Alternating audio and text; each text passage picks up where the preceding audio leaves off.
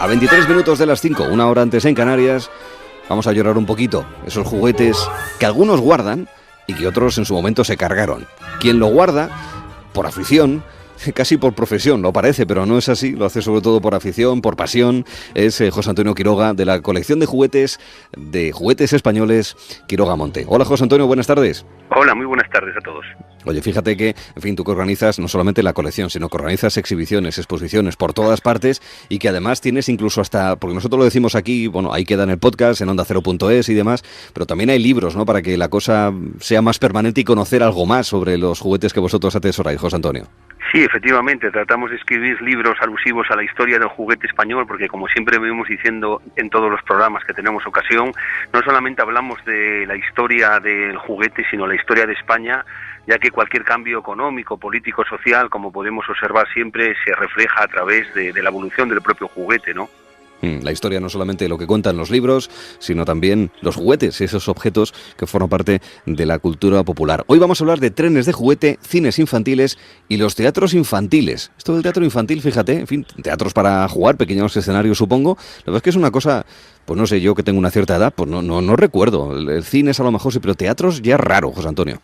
Sí, porque vamos a ver, efectivamente los teatros infantiles, que también se conocían como teatrinos, en este país pues fueron toda una institución, fue el auténtico juguete pedagógico y didáctico aparecido en su momento, hasta la entrada de la televisión, hasta mediados de los años 50, que hace desaparecer paulatinamente de la mayoría de los hogares esos teatros en los que los niños por primera vez pues podían hacer la fantasía y podían recrear sus obras teatrales más conocidas representando sus personajes de la época, ¿no?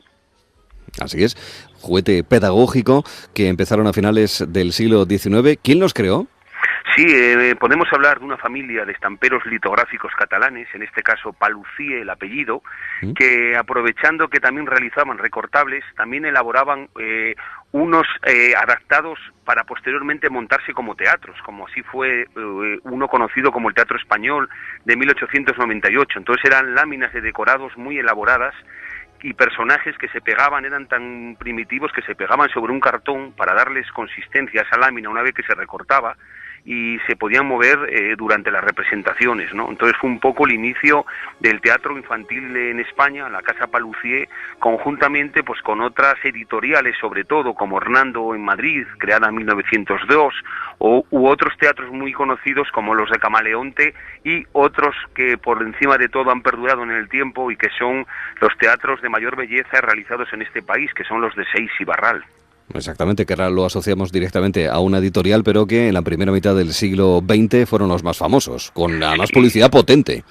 Sí, efectivamente Seix y Barral eran dos socios, de los cuales uno de ellos, Barral, era el padre del escritor que luego conocimos, de Carlos Barral, y efectivamente tenían un teatro denominado el Teatro de los Niños, que incluso un año fue considerado el mejor juguete en este país, creo recordar, en el año 1914, y además de construir o de fabricar juegos de construcción, sobre todo, Seix y Barral estaban especializados en los teatros infantiles. Crearon infinidad de teatros de diferente formato, desde el periodo comprendido aproximadamente entre 1916 y 1949. Tenían una novedad con respecto a los teatros que habíamos hablado anteriormente, y es que estos por primera vez ya aparecían montados, con lo cual los niños no tenían ni que andar recortando, ni pegando, ni montando el decorado o los personajes, ¿no? Con un lema publicitario que decía: juguete único que instruye, deleita y educa. Fíjate tú por dónde.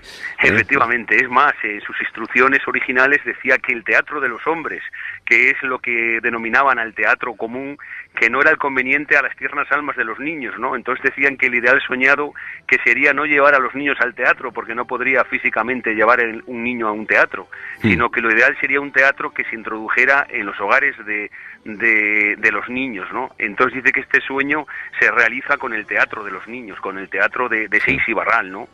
Y luego llegó el cine, hombre, para adultos, pero también como juguete. ¿Cómo es esto, José Antonio? Sí, efectivamente, el cine desde el descubrimiento de los hermanos Lumière, pues fue sin lugar a dudas el juguete óptico por excelencia, ¿no? Si bien anteriormente otro tipo de juguetes como el zootropo o como la linterna mágica o como el teatro de las sombras chinescas, pues sí se habían reconvertido en juguetes, sin duda alguna fue lo que mayor aceptación y sobre todo lo que levantó una gran expectación, el adaptar este aparato cinematográfico recién inventado a los gustos y las preferencias infantiles de la época. Aquí en el 31 se inventó incluso un juguete de cine, un cine de juguete, mejor dicho. Sí, bueno, hubo dos hermanos en Barcelona, de los cuales lleva el Cine Nick, está formado por el apellido de los hermanos Nicolau, concretamente eran Tomás y José María, quienes en el año 31, como tantas otras veces en los programas hemos hablado de inventos jugueteros españoles que han dado la vuelta al mundo, podemos hablar lo mismo de este cine que inventaron, porque ¿cuál fue la sorpresa en el año 1931 cuando lo empiezan a exportar a la mayoría de los países culturales de Europa, así como incluso a Estados Unidos y a Japón, ¿no? El cine de los hermanos del Cine Nick, que durante 43 años, hasta el año 1974, construyeron infinidad de modelos diferentes, ¿no? Hasta que llegó el cine sonoro, que truncó la historia del cine mudo. No, simplemente es una aportación tecnológica más. El cine sonoro también lo sacaron estos que se conocen en España, lo sacaron los hermanos, en este caso Nicolau, en 1934. Las imágenes de la cinta estaban impresas sobre papel vegetal, ¿no? Y se sincronizaban durante la proyección con el sonido de un pequeño gramófono que estaba incorporado.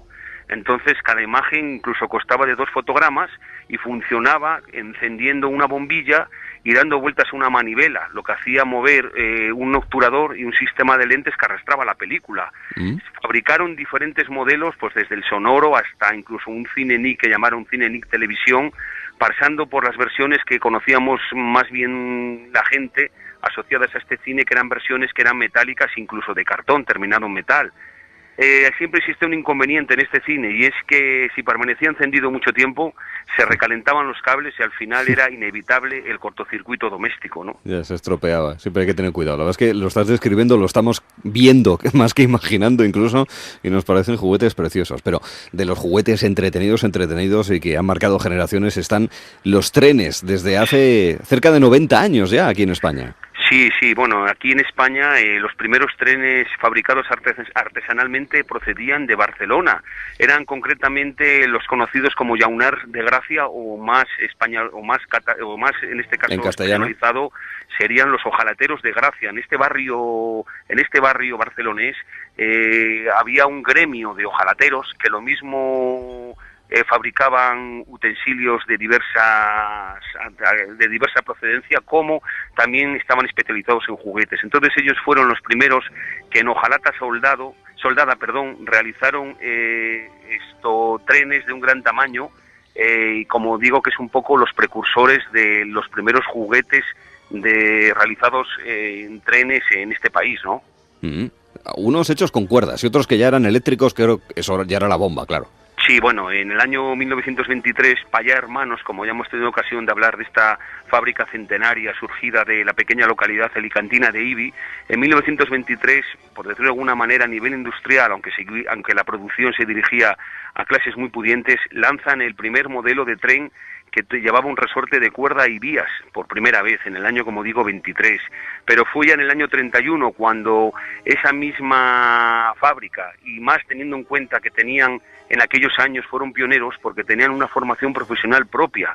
Es decir, había una oficina técnica donde formaban aprendices y amatriceros que eran niños que serían los futuros diseñadores y obreros especializados en la fabricación de juguetes, sobre todo juguetes especializados como exigían los trenes, ¿no? Entonces, en 1931, por primera vez lanzan el primer tren eléctrico que se conoció en España, que era una novedad porque llevaba un cambio de sentido de marcha, incluso llevaba un faro con luz y todo, ¿no? Ese primer tren que costaba de una locomotora, de un tender, de un vagón correo, como eran los vagones de la época donde recibían las cartas, ¿no? Con puertas correderas, incluso con los coches viajeros, ¿no? Estamos hablando del año 1931, el primer tren eléctrico que llegaba a los hogares españoles. Vamos, de lujo. ¿Echaba humo el tren ese?